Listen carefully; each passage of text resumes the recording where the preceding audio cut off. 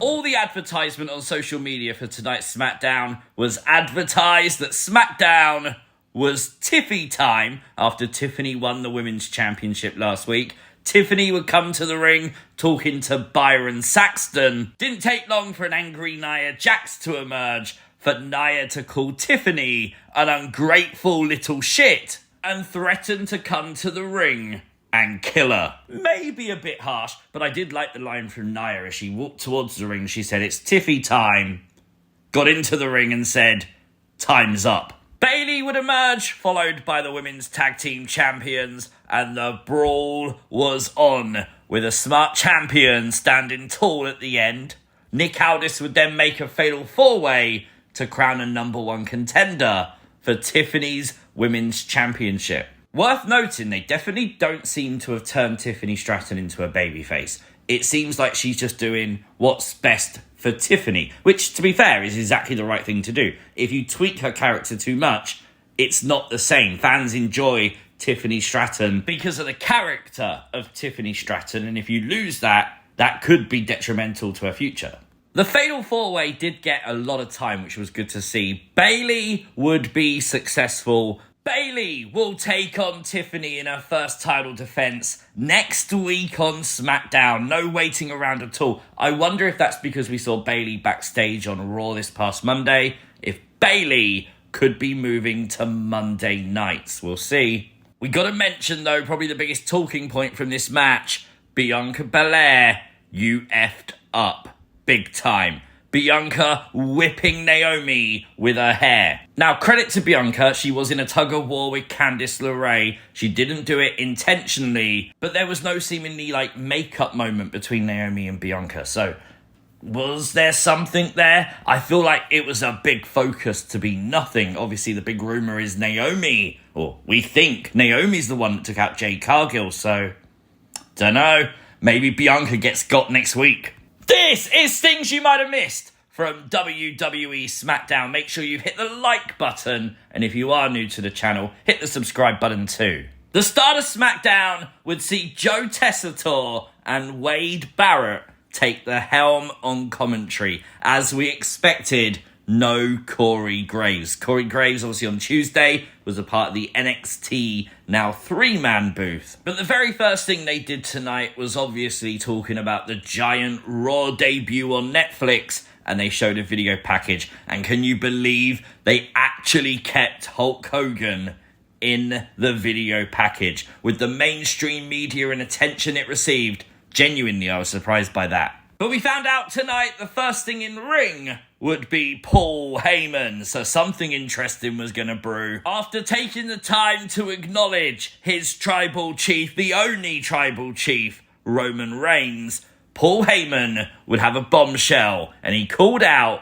Cody Rhodes, stating that now Roman Reigns has his Ula Fala back.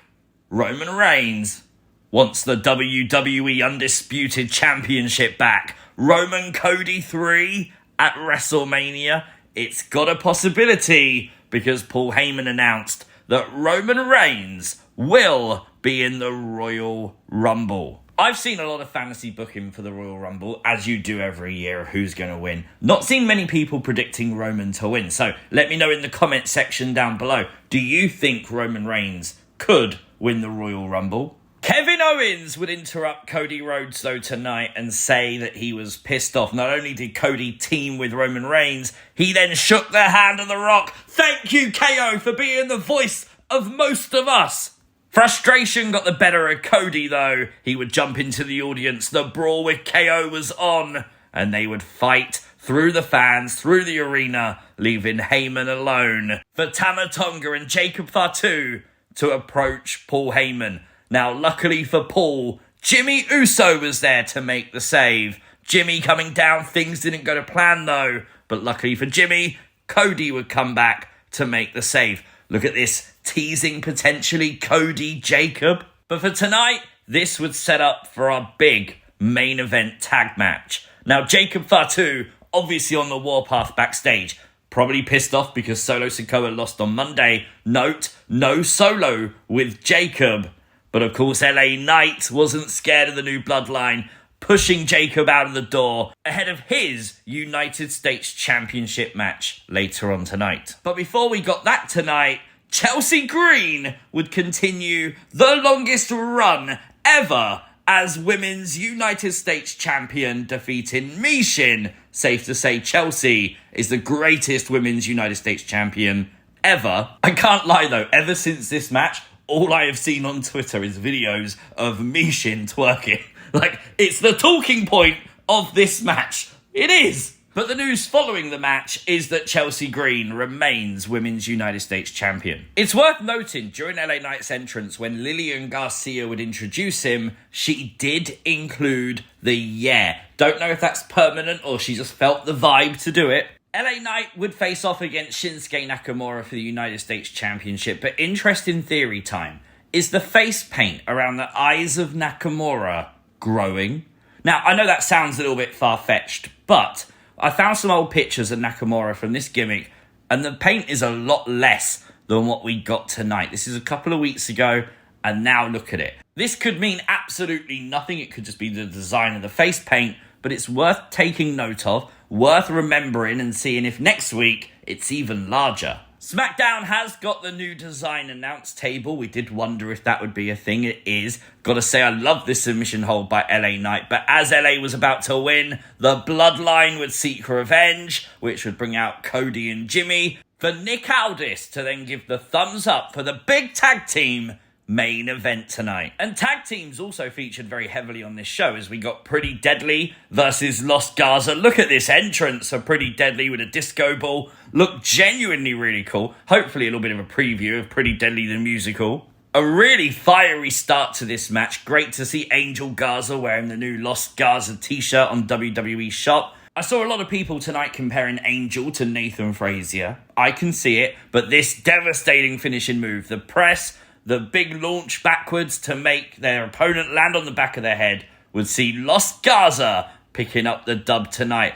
Honestly, great performance by Angel and Berto. Later on, we got the Motor City Machine Guns defeating A-Town Down Under in tag team action. Note, it was Austin Theory who once again took the pinfall. How does Grayson Waller feel about that? This was a really solid match, as we would expect now from Motor City Machine Guns. They deliver, and tonight was no exception to that at all. Then DIY would promise that Pretty Deadly will get their tag team title match. They promised, obviously, Pretty Deadly covering up for DIY the best way they could. They was pissed off that DIY didn't come to the ring to help them tonight and didn't have their back. DIY obviously don't care. Johnny Gargano got kicked with a T. Wilson's name wrong, he called him Kip.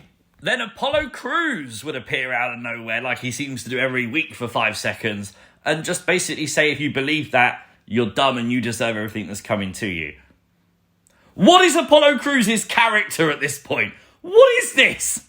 And I'm happy to call this what it is. Next week, Solo Sikoa returns to SmackDown.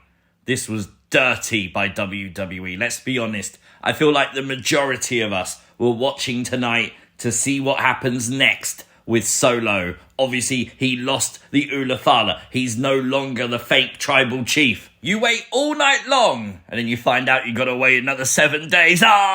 Typical WWE. Ahead of tonight's main event, though, what we did get was a very vocal Jacob Fatu, the new voice of the new Bloodline. In Solo's absence, Jacob cut a hell of a promo, and there was no I love you Solo. Jacob did do the I love you Solo while he was in this position during the match, though, but he never actually said Solo because Jimmy would elbow him. Is that all Easter eggs? I don't know. Let me know your thoughts in the comment section down below. During the main event, Kevin Owens would emerge and Cody would leave Jimmy Uso alone. He would fight with KO. That would allow Jacob and Tama Tonga to pick up the win tonight, but it wasn't over, as Kevin and Cody would brawl into a production area, and then Cody sacrificing himself, putting himself and Kevin Owens through 2 tables. I do appreciate WWE trying to find new ways to make this feud feel big, because obviously it started really red hot with the whole, fans recording the footage backstage and it wasn't actually meant to be a thing and that kind of stuff. it's still continuing. It's still good. It's still hot. That's good. Decent SmackDown tonight. I think, like most of you, I expected a bit more, being the first SmackDown on Netflix, but it was still a decent show. For me, a 7 out of 10 is fair. Let me know your thoughts in the comment section down below. If you are new to the channel, hit the subscribe button, like the video, share the video, and I'll catch you next time. Peace!